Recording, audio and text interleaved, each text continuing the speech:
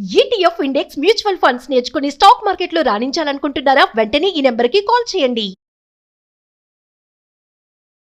Hi viewers, India's largest digital media network Suman టీవీకి స్వాగతం. ప్రస్తుతం మనతో హైకోర్టు అడ్వకేట్ వి శారదాదేవి గారు ఉన్నారు. సో కేరళలో జరిగిన ఇన్సిడెంట్ నిజంగా చాలా బాధాకరమైన విషయం అండి. ఏదో పబ్లిసిటీ కోసం ఒక నిండు ప్రాణాలను బలి తీసుకుంది ఆ యువతి. నిజంగా వాళ్ళకి ఎలాంటి శిక్షలు ఉంటాయి, ఎందుకు ఇంతగా దిగజారిపోతున్నారు మనుషులు అనేది అమ్మని అడిగి తెలుసుకుందాం. అమ్మ నమస్తే. అమ్మ నమస్కారం అమ్మ. కేరళ ఇన్సిడెంట్ చూస్తే నిజంగా ఆ దీపక్ ఫ్యామిలీని చూస్తుంటే మన ఇంట్లో పర్సన్ అన్న ఫీల్ అయితే ఖచ్చితంగా వస్తుందమ్మా. ఒక పబ్లిసిటీ కోసం నువ్వేదో ఒక ఫేమ్ కావాలి అని చెప్పి, లేకపోతే నీ మీద అనవసరంగా ఒక సింపతిని క్రియేట్ చేసుకోనీకి ఒక నిండు ప్రాణాన్ని బలి తీసుకుంది ఈ యువతి. అసలు ఈమెను ఎంత దారుణంగా మాట్లాడినా తక్కువే అమ్మా. అయితే చట్టం చేతిలో ఉంటాయి ఏమన్నా చేస్తే, కానీ ఈరోజు దీపక్ చనిపోవడానికి కారణం ఈ సోషల్ మీడియానే అంటారా? నిజంగా చట్టం ఏం చేస్తుంది? ఇప్పుడు చట్టం ఈమెకి ఎలాంటి శిక్షలు ఇస్తుంది? నాకు కూడా బాధగా ఉందమ్మా. ఈ సంఘటన గురించి చాలా బాధాకరంగా ఉంది. ఒక్కటి దీపక్ ఆ పని చేయాల్సి ఉండేది కాదు. ఎందుకంటున్నానంటే అతను ఇన్వెస్టిగేషన్ అనేది ఉంటుంది, ఒక విచారణ అనేది చేస్తారు. ఆ విచారణ జరిగాక అలా చేస్తే బాగుండేది. అలా చేయకుండా తొందరపడ్డాడు, అదొకటి. ఎందుకంటేను సోషల్ మీడియాలో వీళ్ళు ఏం చేసింది, ఈమె అప్లోడ్ చేయడం జరిగింది. ఈ సైబర్ క్రైమ్ మళ్ళీ సోషల్ మీడియా వాళ్ళు కూడా ఏది కూడా వాళ్ళు వెరిఫై చేయకుండాను వాళ్ళు అప్లోడ్ చేయడం కూడా అది తప్పేనమ్మా.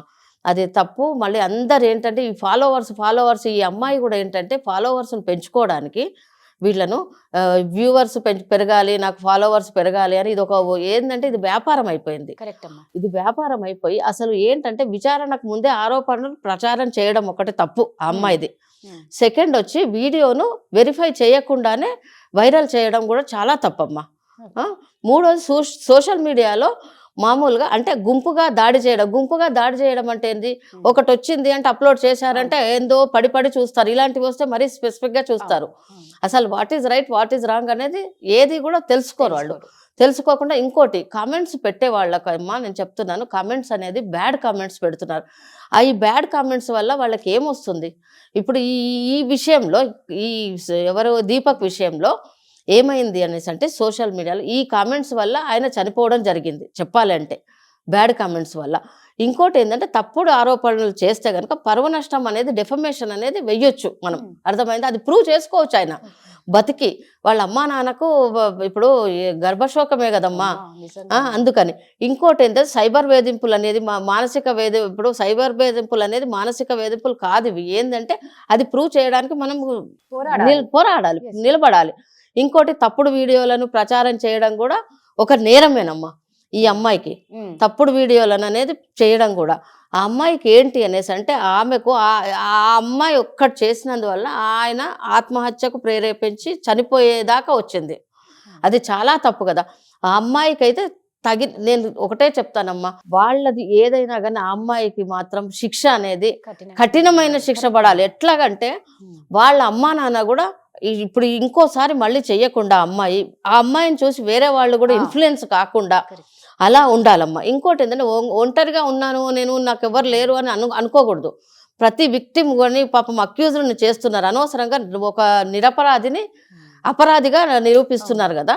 ఆ నిరూపించినప్పుడు నేను ఒక్కడనే కాదు, ఇప్పుడు ఏమంటారు వెంటనే ఏం చేయాలి ఆయన, నేను ఇట్లా చేయలేదు సార్, నేను పోలీసులకు కానీ ఒక లీగల్ కౌన్సిల్ని కానీ అప్రోచ్ అవ్వాలి, అవి చెయ్యాలి. అంతేగాని ఒక ఆఫీస్కి వెళ్ళంగానే అందరు ఒక రకంగా చూడడము. మన సొసైటీ కూడా ఎలా ఉందమ్మా అంటే అక్కడ వాడు తప్పు చేశాడా లేదా అనేది లేదు. ఇక్కడ ఒకటి అప్లోడ్ అయిపోయింది, చేశారు, కమెంట్స్ వచ్చాయి, మళ్ళీనేమో బ్యాడ్ కమెంట్స్ కూడా వచ్చాయి, అందరు అడగడం మొదలుపెట్టారు. వాళ్ళ సార్ ఉంటారు కదా, వాళ్ళ సార్ మాత్రం నీ సంగతి నాకు తెలుసు దీపక్, నువ్వు తప్పు చేయలేదు నాకు తెలుసు అని చెప్పాడు. ఆయన చాలా గ్రేట్.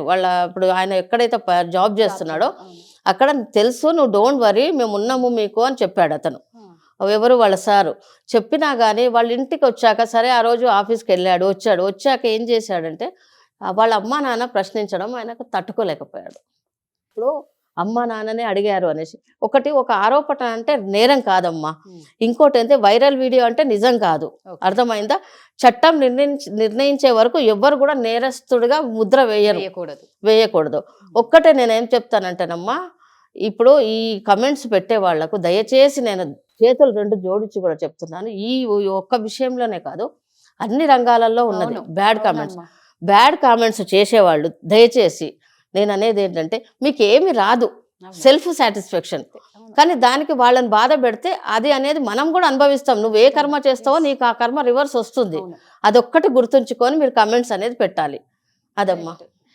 ఈ నిజమమ్మా. అమ్మాయికి అయితే ఉమ్. చట్టపరంగా కఠినమైన శిక్షలే ఉంటాయి. ఎందుకంటే ఇది నిజం అనేది నిరూపణ అవుతుంది ఉమ్. కంపల్సరీ. ఒక ఒక పాపం చెప్పాలంటే ఒక విక్టిమ్, ఒక నిరపరాధి చనిపోయాడు కనుక తప్పకుండా ఈ చట్టం అనేది, చట్టం దృష్టిలో అందరూ ఈక్వలే కనుక ఈ అమ్మాయికి కఠినమైన చర్యలు తీసుకోవాలని, ఈ అమ్మాయిని చూసి ఇంకోళ్ళు ఇన్ఫ్లుయెన్స్ కాకూడదని నేను కోరుకుంటున్నానమ్మా. నిజంగానే అమ్మ చెప్పేది ఏంటంటే సోషల్ మీడియా అనేది చట్టం కాదు, ఒక న్యాయ వ్యవస్థ కాదు.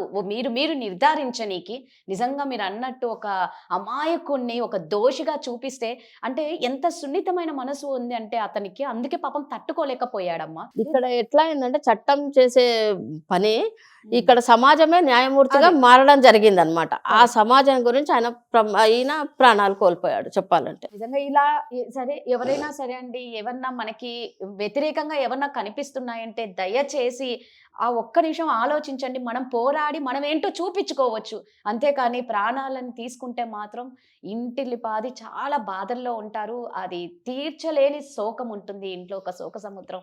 దయచేసి అర్థం చేసుకోండి. ఇంకొకటి, కొంచెం ఆడవాళ్ళ మధ్య ఎక్కువ అయిపోయింది, కొంచెం తగ్గించుకుంటే మంచిదేమో. అందరినీ ఒక్కటమ్మా, అనట్లేదు, ఇలా ఆడవాళ్ళ చేసేవాళ్ళని. ప్రొటెక్షన్ ఓకే కాదంటలేను, కానీ ఇలాంటి నిరపరాధుల ప్రొటెక్షన్ కూడా మనం నిజమమ్మా. చూసుకునే అందరూ కూడా ఇప్పుడు గవర్నమెంట్ కానీ ఉమ్. ఎవరైనా సొసైటీ కానీ చూసుకునే బాధ్యత అందరికీ ఉందమ్మా. ఉంది.